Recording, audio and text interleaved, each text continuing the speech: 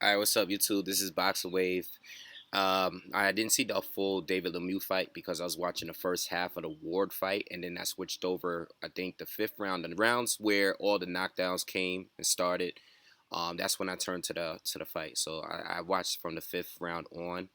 Um, Listen, David Lemieux, the fight went just like I said. I knew there were going to be knockdowns because Indom is kind of chinny and Lemieux is very aggressive and he has a lot of power. So I knew Lemieux was going to win.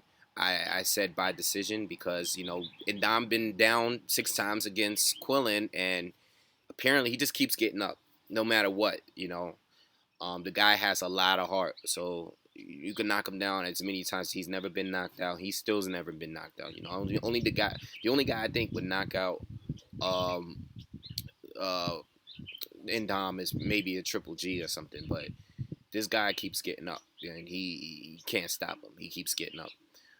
But good performance by Lemieux. Now, this is what I feel. Is he a real challenge to Triple G?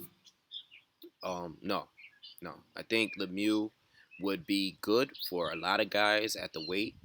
I would like to see him fight Andy Lee, Danny Jacobs, Peter Quillen. I would like to see those fights. I mean, even the Triple G fights make sense. He has a lot of momentum. He's fought on HBO. It makes sense, for the Triple G fight to happen. I mean, he's a champion. He's an IBF title holder now. Uh, so it makes sense. But with that being said, he gets hit. He gets hit way too much for me.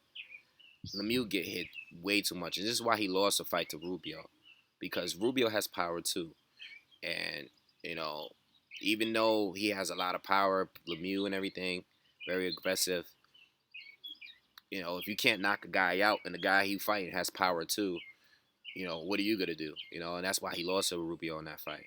And if he fights Triple G, another guy that probably hits harder than him, even him, what are you gonna do? Especially the guy that has better defense, a better boxer, he's more skilled. I can't even give Lemieux any advantages over uh Golovkin. I think that fight will go 2 or 3 rounds. Being honest with you, not saying the fight shouldn't happen. It should happen, just like the other fights, the other fighters I just named. I think all of those guys can give him trouble because all of those guys pack a punch. Andy Lee has a lot of power, you know, um, in that left hand, um, and that right hook, I believe, because he's a southpaw. Andy Lee, Quillen, you know, uh, Danny Jacobs, all those guys have power. But those are great fights. But as far as Triple G is concerned, I don't think Lemieux is the right choice for he gets hit way too much, man. And we will see another early Triple G knockout if that fight were to happen. I'm telling you guys that now. The guy has power, but he gets hit way too much, man. That 12th round kind of scared me because Indom was landing some big shots, and Indom is not known to be a big puncher. He has solid power, but if this guy were to get hit like that from some of these other guys at 160, he would be in trouble. He would definitely be in trouble.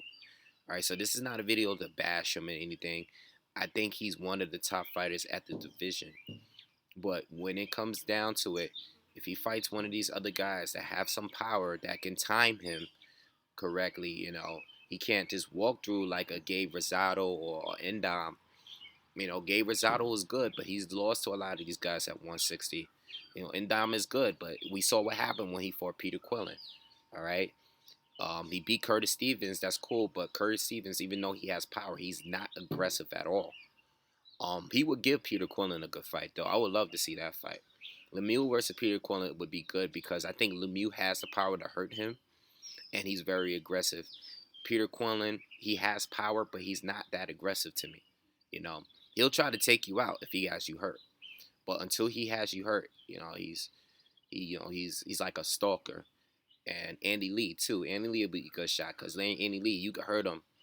Lemieux will hurt him early, but if he doesn't get him out of there, Andy Lee is always dangerous. We always seen it happen over and over again. So all of these would make great fights.